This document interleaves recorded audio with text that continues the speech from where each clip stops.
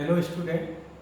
अपन 8th class में lesson first पढ़ रहे थे, फसल उत्पादन और प्रबंधन। इसमें कृषि पद्धतियों में आप जो अभी तक पढ़ चुके हैं, कृषि पद्धतियों पिछले वीडियो में कृषि पद्धतियों में जो आप पढ़ चुके हैं, उसमें आपने मिट्टी तैयार करना, बुआई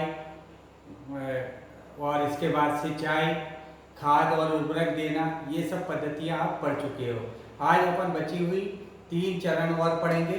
इसमें है आज जो चरण पढ़ेंगे, एक चरण पढ़ेंगे 5th नंबर पे, खरपतवार से सुरक्षा।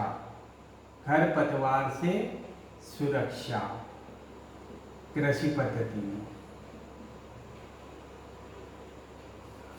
अब आपने सिंचाई, आपने सबसे पहले पढ़ा था मिट्टी को तैयार करना, फिर आपने उसके बाद में बुआई पढ़ी थी, फिर आपने पढ़ा था खाद और उर्वरक देना और सिंचाई करना। ये सारी पद्धतियाँ आप पढ़ चुके हो।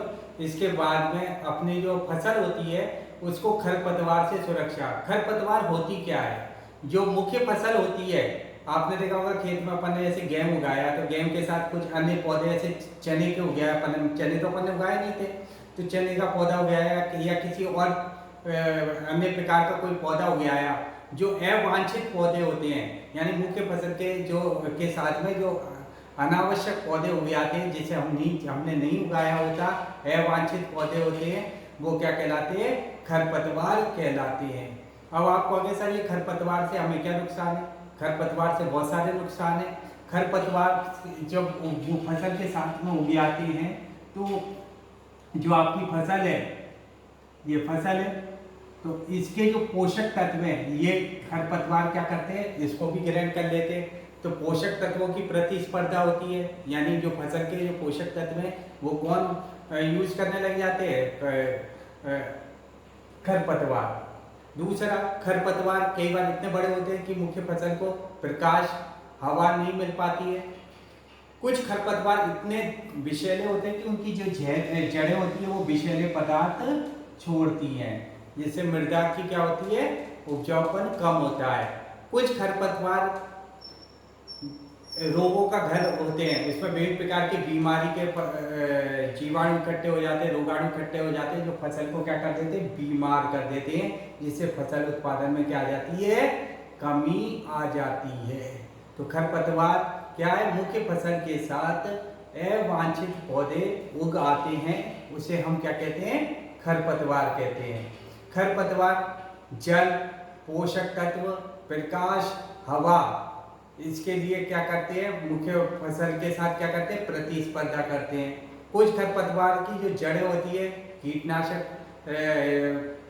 वो जो कुछ खरपतवार की जो जड़ें होती हैं वो विषैले पदार्थों को छोड़ती हैं, जिससे जो भूमि में उपजाऊ कुछ जीवाणु वगैरह होते हैं वो क्या होने लगते हैं? समाप्त होने लगते हैं। कुछ खरपतवार इतने विषैले होते हैं कि अगर कोई जानवर वगैरह खा जाए तो उसको बीमार हो सकता है। कुछ खरपतवार ऐसे होते हैं कि मनुष्य वगैरह उसके संपर्क में आ जाए तो खुजली जैसी बीमारी भी हो जाती है या एलर्जी ऐसी बीमारी भी हो जाती है। अब इस खरपतवार से समस्या क्या, जो खरपतवार को जो हटाते हैं वो प्रक्रिया क्या कहलाती है? ध्यान दें, खरपतवार को हटाने की विधि निराई कहलाती है। खरपतवार को हटाने की विधि किस नाम से जानी जाती है? निराई के नाम से जानी जाती है। निराई आवश्यक है क्योंकि खरपतवार जल, पोषक और प्रकाश की स्पर्धा कर फसल की वृद्धि पर क्या करते हैं? प्रभाव डालते हैं। और अब आपको खरपतवार को हटाने के लिए किसान विभिन्न प्रकार के उपाय अपनाता है। एक तो ये है कि फसल उगाने से पहले जो जुताई करता है उस समय जो खरपतवार होती है उसको हटा दिया था, वो सूख के खत्म हो जाती है। तो और खरपतवार को हटाने का सर्वोत्तम समय उसमें पुष्पण और बीज बनने से पहले का होता है। कोई भी खरपतवार को हटानी है तो उसका पुष्प और बीज बनने से पहले उसको क्या कर दिया जाए? हटा दिया जाए, नहीं तो उसके बीज फिर दोबारा मिट्टी के संपर्क में आएंगे और फिर वो खरपतवार क्या होगी? फैलती जाएगी। खरपतवार को हटाने के लिए खुरपी या हैरो एक उपकरण होता है, खुरपी या हैरो की सहायता ली जाती है। वर्तमान में खरपतवार को हटाने के लिए किसान रसायन का भी उपयोग करते हैं। इसमें से एक रसायन है 2,4-D 1, 2,4 D1 ये एक रसायन है। इसका छिड़काव करने से भी खरपतवार क्या होती है, समाप्त हो जाती है। पर इसमें ये याद रखना, ये जो रसायन होता है इसका छिड़काव करते समय मुंह पे क्या रखना है, हमें मास्क बांध के रखना है, क्योंकि इसका स्वास्थ्य पर प्रभाव पड़ता है। तो इस रसायन का छिड़काव करते समय किसान को क्या रखनी चाहिए, सावधानी रखनी चाहिए, क्योंकि फुहार के रूप में इसका छिड़काव किया जाता है। तो ये 5वां चरण हो गया खरपतवार से सुरक्षा। तो मैं दोबारा रिपीट कर रहा हूँ, खरपतवार क्या होती है, खरपतवार मुख्य फसल के साथ जो अनावश्यक पौधे उगाते हैं उसे खरपतवार कहते हैं। खरपतवार क्यों हटाना जरूरी है, खरपतवार इसलिए हटाना जरूरी है कि ये मुख्य फसल के साथ जल, प्रकाश, पोषक तत्व इनकी प्रतिस्पर्धा करते हैं, उनकी वृद्धि पर प्रभाव डालते हैं। इसके अलावा जो है इससे फसल उत्पादन क्या होता है, कम होता है। खरपतवार को हटाने की जो विधि कहलाती है वो कहलाती है निराई कहलाती है। खरपतवार को हटाने के 2 तरीके हैं, या तो फसल जो अपन उगाते हैं उससे पहले जुताई की जाती है, उसमें खरपतवार को हाथ से उखाड़ कर या खुरपी या हैरो उपकरण की सहायता से अलग कर देते हैं। और एक और है, आजकल वर्तमान में रसायन का छिड़काव किया जाता है, एक रसायन का नाम है 2,4-D1। पर इस रसायन का छिड़काव करते समय किसान को सावधानी रखनी चाहिए। अब अगले नेक्स्ट स्टेप पे अपन आ रहे हैं खरपतवार को हटाने की विधि पर, वो है नेक्स्ट विधि कटाई।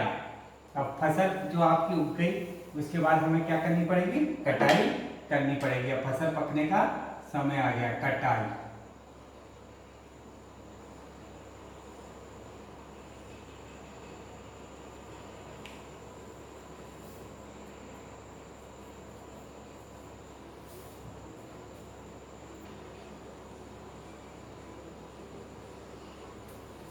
हाँ, तो हम पढ़ने जा रहे हैं कटाई। अब फसल जब तैयार हो जाती है, फसल को तैयार होने में 3 से 4 महीने का समय लगता है। और कटाई के लिए या तो दौरान पौधों को खींचकर उखाड़ लेते हैं, या धरातल के ऊपर से हम कटाई करते हैं। कटाई के लिए परंपरागत रूप से दाती का उपयोग किया जाता था, या अब वर्तमान में जिस उपकरण का उपयोग किया जाता है उसे हार्वेस्टर कहते हैं। क्या कहते हैं, हार्वेस्टर। फसल की कटाई के लिए जो वर्तमान में उपकरण का पहले दाती का उपयोग करते थे, ऊपर से काट देते थे, जैसे फसल है तो इसको यहाँ से अपन काट देते या वो जड़ सहित उखाड़ लेते हैं, हार्वेस्टर। अब आपने फसल की जो कटाई कर ली उसमें दाने और बीजों को, भूसे को अलग करना आवश्यक होता है, और फसल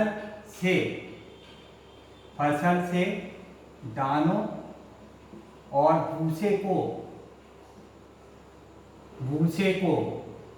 अलग करना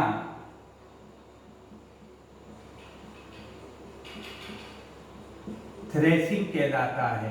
क्या कहलाता है, थ्रेसिंग कहलाता है। और ये कार्य जिस मशीन से किया जाता है उस मशीन को कहते हैं कॉम्बाइन मशीन। क्या कहते हैं इसे, कॉम्बाइन मशीन कहते हैं। तो फसल को काटने के लिए जिस उपकरण का काम में लेते हैं वो हार्वेस्टर कहलाता है, और फसल से दाने और भूसे को अलग करना थ्रेसिंग कहलाता है। क्या कहलाता है, थ्रेसिंग कहलाता है। और थ्रेसिंग वास्तव में क्या होता है, हार्वेस्टर, थ्रेसिंग हार्वेस्टर और थ्रेशर का संयुक्त रूप है,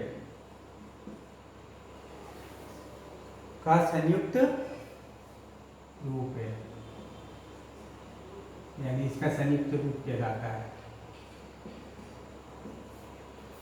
तो थ्रेसिंग, हार्वेस्टर और उसका थ्रेशर का संयुक्त रूप है। छोटे किसान अनाज को अलग करने के लिए फटक के विधि का उपयोग करते हैं। वो क्या करते हैं, अनाज को फटक के क्या करते हैं, अलग कर लेते हैं। और इसके बाद अपन जो पढ़ेंगे वो ये है कि भंडारण। अब आपकी फसल आपने काट ली, उसको सुरक्षित भी तो रखना है। सुरक्षित किससे रखना है बताइए, भंडारण करते हैं ना अपन। क्यों करते हैं, क्योंकि इसकी सुरक्षा करनी होती है। किससे करनी होती है, नमी से, कीट से, चूहों से, सूक्ष्म जीव से।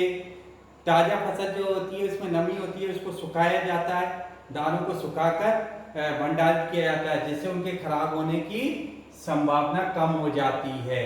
अतः भंडारण से पहले दानों को भी धूप में सुखाना आवश्यक है। भंडारण करने से पहले जो फसल जो काटते हैं, फसल के दानों को भंडारण से पहले धूप में सुखाना आवश्यक है।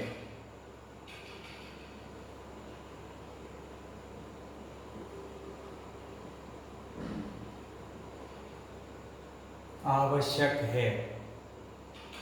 और फिर जो दाने होते हैं या बीज होते हैं, इनका भंडारण जिसमें बड़े बड़े भंडार गृह में करते हैं, और जो इसको कहते हैं साइलो, बड़े बड़े भंडार गृह में इनको क्या करा जाता है, सुरक्षित रखा जाता है। और आपको पता है घर के अंदर नीम की पत्तियां घरों में अनाज के भंडारण में काम दी जाती है। और कई बार कई रसायन आते हैं जिसे पीड़क कहते हैं, उनका भी उपयोग सूक्ष्म जीवों से जो अपन अनाज वगैरह रखते हैं, गेहूँ वगैरह, उसको सुरक्षित रखने में किया जाता है। तो इसी के प्रकार आपको कृषि पद्धतियों के चरण समाप्त हो गए। कृषि पद्धतियों के जो चरण आपने पढ़े, इसमें आपने पूरे 7 चरण हैं आपके कोर्स में। और अब आ रहा है लास्ट टॉपिक जो आपकी किताब के अंदर है, जंतुओं से भोजन। जंतुओं से हमें क्या भोजन प्राप्त होता है? जो जंतुओं से, जैसे आपको पता है, पौधों और जंतुओं से हमें विभिन्न प्रकार के खाद्य पदार्थ प्राप्त होते हैं। समुद्र के किनारे जो लोग होते हैं, वो जंतु के भोजन के रूप में किसका इस्तेमाल करते हैं? मछली का उपयोग करते हैं। इसी प्रकार पालतू पशुओं से हमें क्या प्राप्त होता है? दूध है और अन्य पदार्थ प्राप्त होते हैं। और पालतू पशु को जो पालते हैं अपन, इसके ये क्रियाकलाप क्या कहलाता है? पशुपालन कहलाता है। पशुओं को पालकर खाद्य पदार्थ प्राप्त किए जाते हैं, इसे पशुपालन कहते हैं। तो पशुओं को पालकर खाद्य पदार्थ प्राप्त करने की विधि क्या कहलाती है? पशुपालन कहलाती है। तो पशुओं को पालकर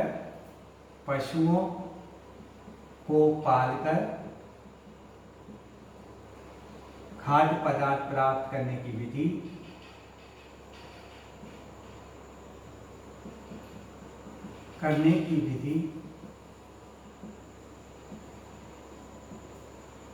पशुपालन कहलाती है।